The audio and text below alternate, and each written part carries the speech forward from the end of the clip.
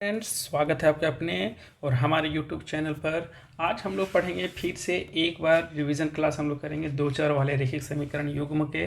और आज हम लोग पढ़ चलेंगे दीर्घ उत्तरीय प्रश्न में चलेंगे। तो दीर्घ उत्तरीय प्रश्न बिना लेट किए हुए हम लोग शुरुआत करते हैं।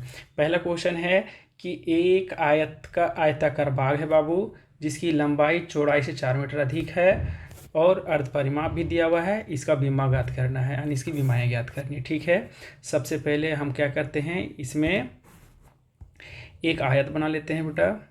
देखिए ये हो गया आयत। अब देखिएगा क्वेश्चन समझिएगा, समझना है कि जिसकी लंबाई चौड़ाई से 4 मीटर अधिक है, तो ये हो जाएगा चौड़ाई को मान लेते हैं हम लोग x मान लेते हैं। छोड़िए, रुक जाइए, लंबाई को हम लोग x मान लेते हैं, चौड़ाई को हम लोग y मान लेते हैं। जैसे यहाँ माना कि लिख लेते हैं हम लोग पहले, माना कि आयत की लंबाई बराबर x और चौड़ाई बराबर y। ठीक है, और भी दिया हुआ है, अर्ध परिमाप भी दिया हुआ है, अर्ध परिमाप भी लिख देते हैं। अर्ध परिमाप बराबर कितना दिया हुआ है, 36 मीटर। ठीक है, अब हम लोग यहाँ से हल करते हैं। अब देखिए यहाँ लंबाई जो है वो चौड़ाई से 4 मीटर अधिक है। ध्यान से समझिएगा, अगर मान लेते हैं लंबाई है, ठीक है, और ये आपका चौड़ाई है, तो चौड़ाई से 4 मीटर अधिक है, तो ई अधिक है, एक्स क्या है मेरे पास, अधिक है। तो हम क्या करेंगे, इसी में 4 अगर हम जोड़ देते हैं तो ये दोनों आपस में बराबर हो जाएगा। अब इस स्थिति में हम लोग क्या करेंगे कि x को यहीं रहने देते हैं, ई वाई जो है प्लस वाला वो इधर ले आएंगे, तो ये हो जाएगा माइनस में, यहाँ बच जाएगा 4। इसको मान लेते हैं समीकरण 1। ठीक है, पुनः एक बार और चलते हैं, अभी क्वेश्चन समाप्त नहीं हुआ है। अब दूसरे परिभाषा में चलते हैं कि बोलता है परिमाप दिया हुआ है। ठीक है, तो आयत का परिमाप दिया हुआ है। ठीक है, तो आयत का परिमाप पहले हम लोग देखेंगे।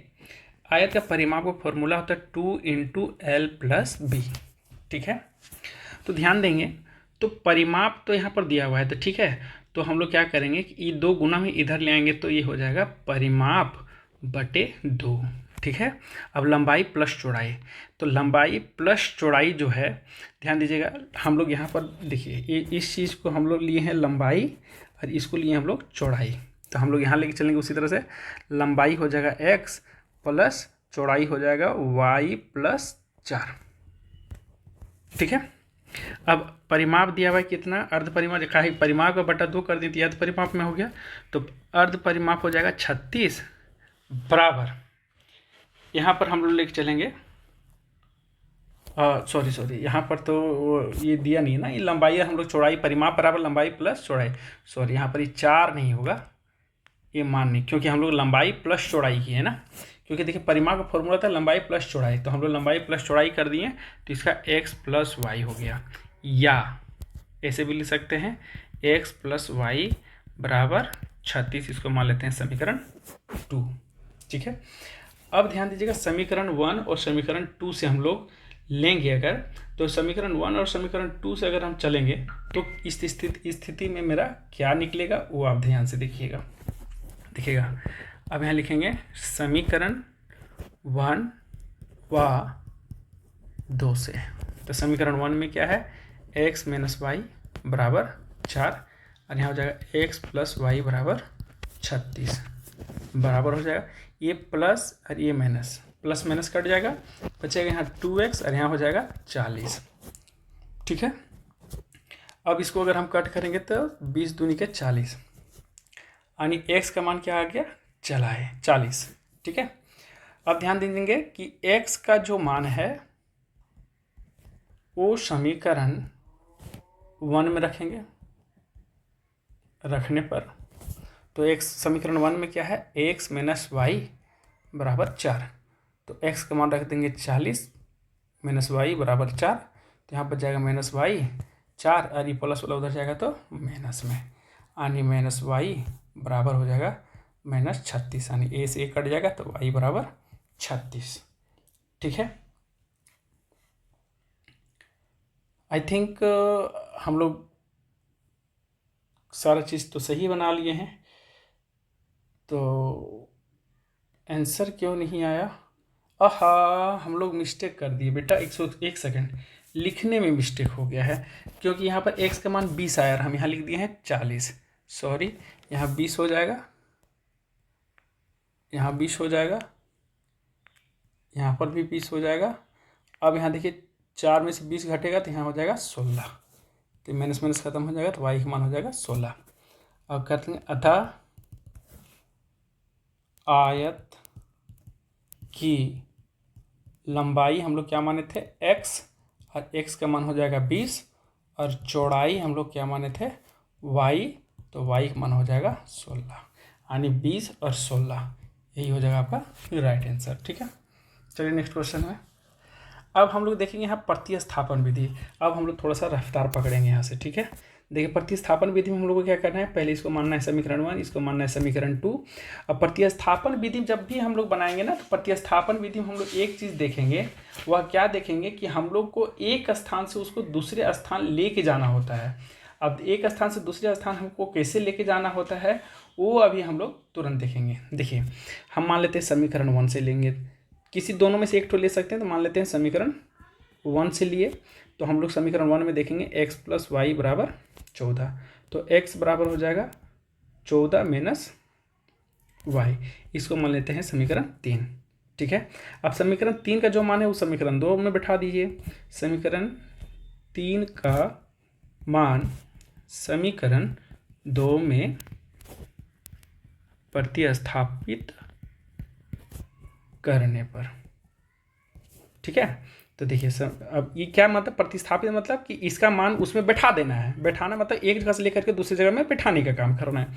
तो हम लोग ध्यान देखेंगे, तो हम लोग करेंगे दूसरा में क्या है, x - y बराबर 14।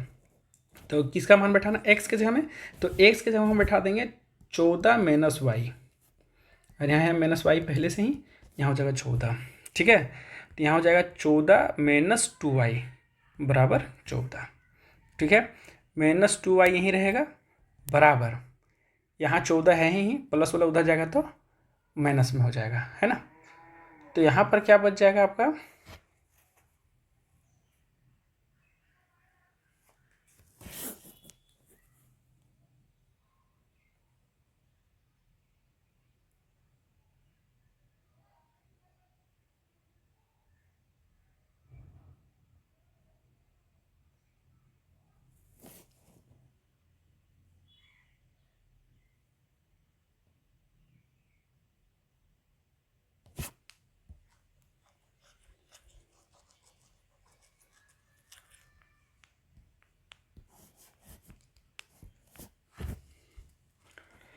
चलिए अब हम लोग प्रतिस्थापन विधि देखेंगे।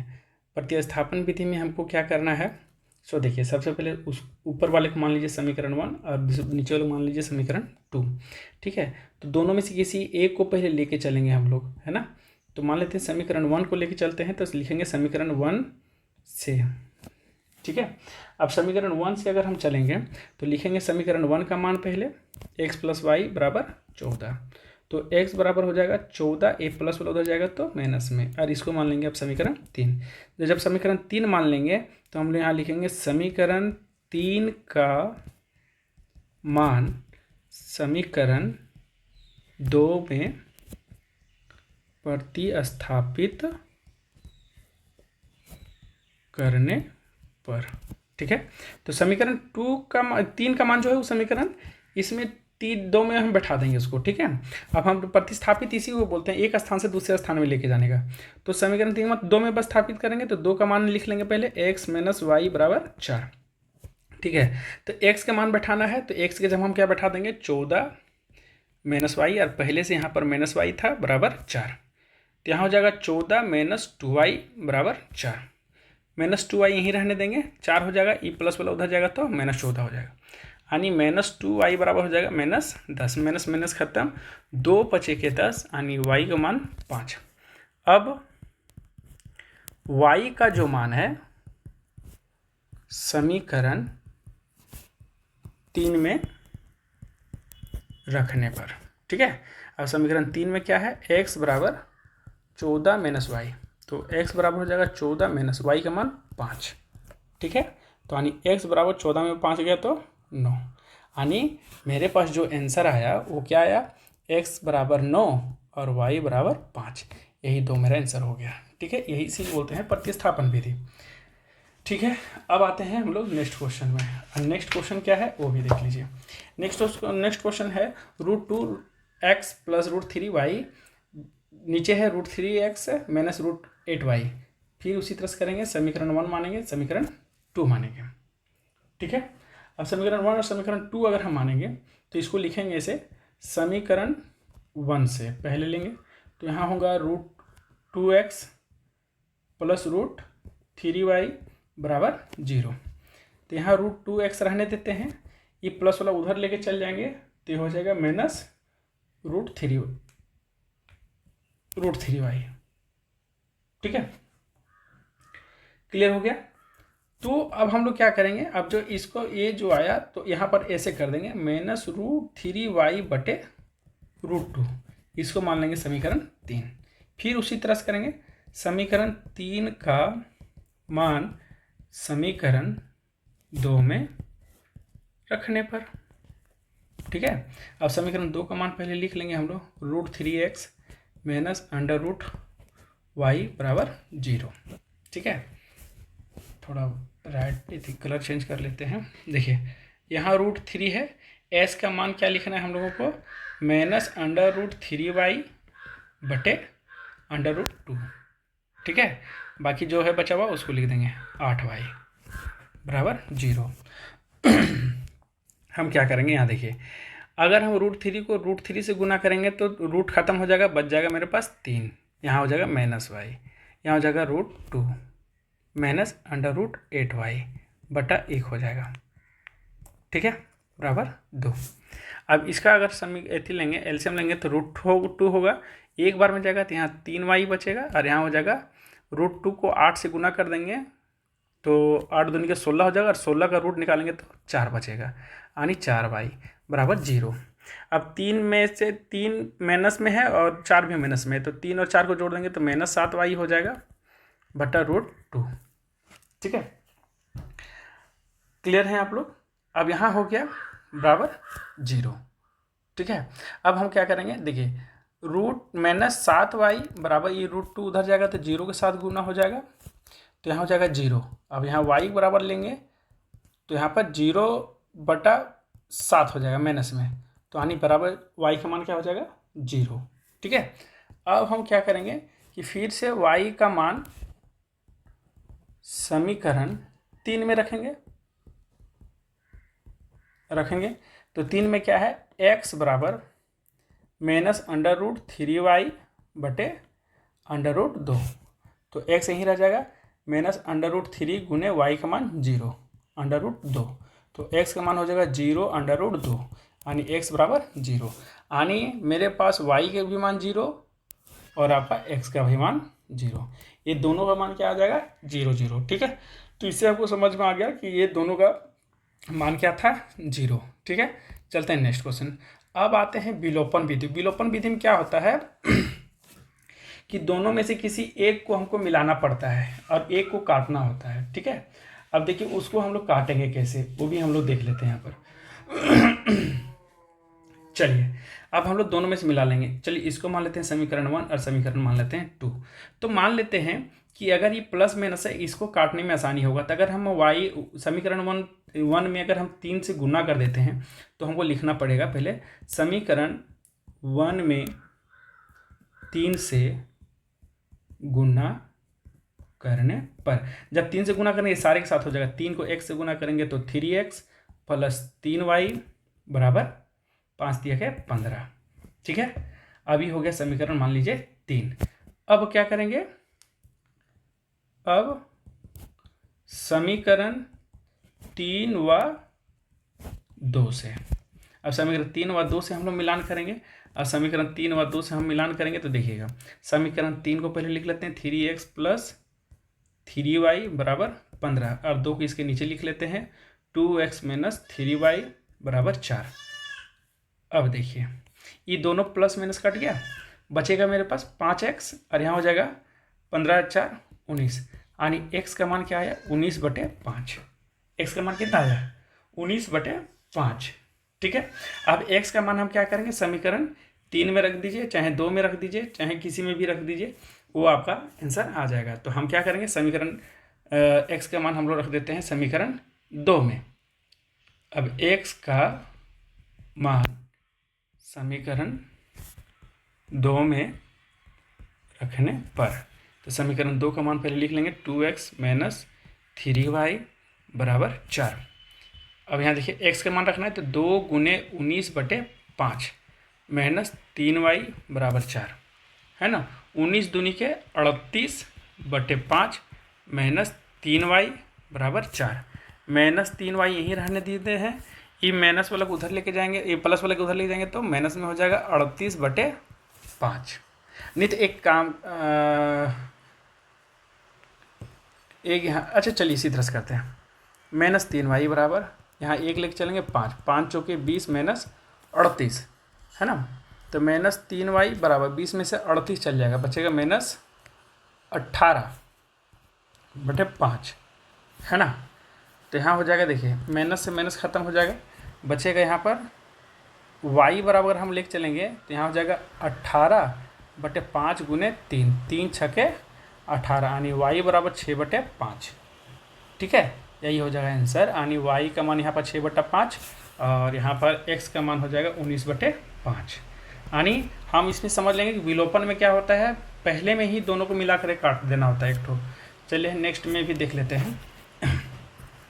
अब यहाँ एक ठो हम लोग लेके चले हैं बट्टा में, तो बट्टा वाला भी हम लोग देख लेते हैं एक बार कि हम लोग बट्टा वाला भी हम कैसे बनाते हैं। ठीक है, तो बट्टा वाला में हमें ध्यान में रखना है कि किसी, देखिए एक बार हम लिख लेते हैं x/2 प्लस 2y/3 बराबर -1।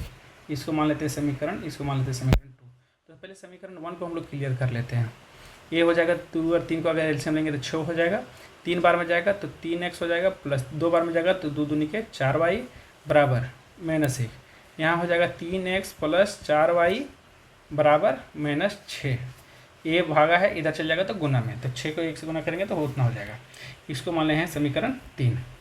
अब ध्यान दीजिएगा कि नीचे वाला में भी एक ठो मेरा y का मान है, तो समीकरण 3 का भी हम लोग समीकरण 2 को भी ले लेते हैं। तो समीकरण यहाँ पर हम लोग लेते हैं समीकरण 1, यहाँ लेते हैं समीकरण 2, जहाँ x माइनस y/3 बराबर 3। सबको एक जैसा इस तरह से कर लेना है, बटा 1 करेंगे, यहाँ 3 होगा तो यहाँ 3x माइनस वाई बराबर 3, यानी यहाँ हो जाएगा 3x माइनस वाई बराबर 9। इसको मान लेते हैं समीकरण 4। अब दोनों को हम लोग बराबर करेंगे। देखिए यहाँ पर प्लस है 4y और यहाँ है माइनस y से, तो हम क्या करेंगे, समीकरण 4 में 4 से गुना कर देंगे तो 4y प्लस वाला माइनस 4y कट जाएगा। तो हम लिखेंगे समीकरण 4 में 4 से गुना करने पर, तो ध्यान देंगे समीकरण 4 से गुना करेंगे तो समीकरण 3 पहले लिख लेते हैं, 3x प्लस 4y बराबर -6 और इधर हो जाएगा 4 तिया के 12x, यहाँ 4 से गुना कर देंगे, 12x माइनस 4y बराबर 9 चौके 36। ए से ये कट जाएगा, 12 और 3 15x बराबर यहाँ हो जाएगा 30, 15 दूनी के 30, यानी x का मान हो गया 2। अब x का मान समीकरण 3 में रख देते हैं, 3 में रखने पर, तो समीकरण 3 में देखिए क्या है, 3x प्लस 4y बराबर -6। अब x का मान आया है 2, तो यहाँ 3 x के हम रख देंगे 2, गुना करने में प्लस 4y बराबर -6, 3 दूनी के 6 प्लस 4y बराबर -6। यहाँ रखेंगे 4y बराबर -6 और इधर से भी -6, यानी यहाँ हो जाएगा 4y बराबर -12, 4 तिया के 12, यानी y बराबर -3। ठीक है, क्लियर है। देखिए यहाँ पर कहीं पर तो ऐसा तो नहीं है कि जो कि कहीं दिक्कत होगा। चलिए ठीक है, चलिए एक ठो ये आंसर आया मेरे पास और एक ठो ये आया। ठीक है, 2 मेरा आंसर आ गया। ठीक है। देखो बाबू, हम लोग यहाँ अभी पूरा समझा के नहीं कर सकते हैं, क्योंकि समझाने में फिर एक ही क्वेश्चन में हमको समय लगेगा। तो आप लोग थोड़ा सा मेहनत कीजिए और थोड़ा अपने से भी ध्यान दीजिए कि हमको इसको कैसे, क्योंकि आप लोग पहले भी बना चुके थे। ये रिवीजन क्लास है और रिवीजन क्लास आपका इसी तरह से होगा। आपका रिवीजन जो हो ना, वो आपका इसी तरह से चलेगा बाबू। थोड़ा सा फास्ट में ही चलेंगे। अगर हम नहीं चलते हैं तो फिर हमारे पास क्या हो जाएगा, दिक्कत हो जाएगा। ठीक है। अब यहाँ देखिए दूसरा क्वेश्चन क्या है, 2x + 3y बराबर 11 और 2x - 4y बराबर -24 को हल करें और इसको m का मान ज्ञात करें जिसके लिए a आपका दिया हुआ है, हैंड्स दिया हुआ है।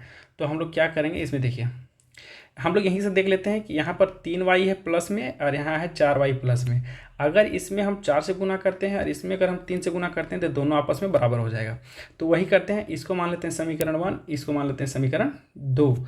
अब क्या करेंगे, यहाँ लिखेंगे या फिर एक बार नीचे लिख देते हैं 2x + 3y बराबर 11 और यहाँ है 2x - 4y बराबर -24। इसको मानिए समीकरण 1, इसको मान लीजिए समीकरण 2। तो हम क्या करते हैं, समीकरण 1 में करते हैं 4 से गुना और समीकरण 2 में करते हैं 3 से गुना। तो यहाँ लिखेंगे समीकरण 1 तथा समीकरण 2 में 4 और 3 से गुना करने पर, तो ऊपर वाला गुना करेंगे तो ये हो जाएगा 4 दूनी के 8x प्लस 3y बराबर, और 3y नहीं होगा, 4 तिया के 12y बराबर 11 चौके 44। इसमें कितना करें, 3 दूनी के 6x - 4 तिया के 12y बराबर 4 तिया के 12 के 2 हाथ में 1, 3 दूनी के 6 और 1 7 माइनस में। ठीक है। अब इसको काट देते हैं प्लस माइनस, यहाँ हो जाएगा 8 6 14 का x बराबर, इसको घटाएंगे 4 में से 2 जाएगा तो 12 में से 2 जाएगा तो 8, है ना। यहाँ बच जाएगा मेरा 6 6 में 4 गया तो 2। ठीक है, माइनस में बचेगा 14 दूनी के 28 यानी x बराबर -2। अब x का मान समीकरण 1 में रखते हैं। 1 में रखने पर, ठीक है, अब 1 पर रखेंगे तो 1 का मान लिख लेते हैं 2x + 3y बराबर 11।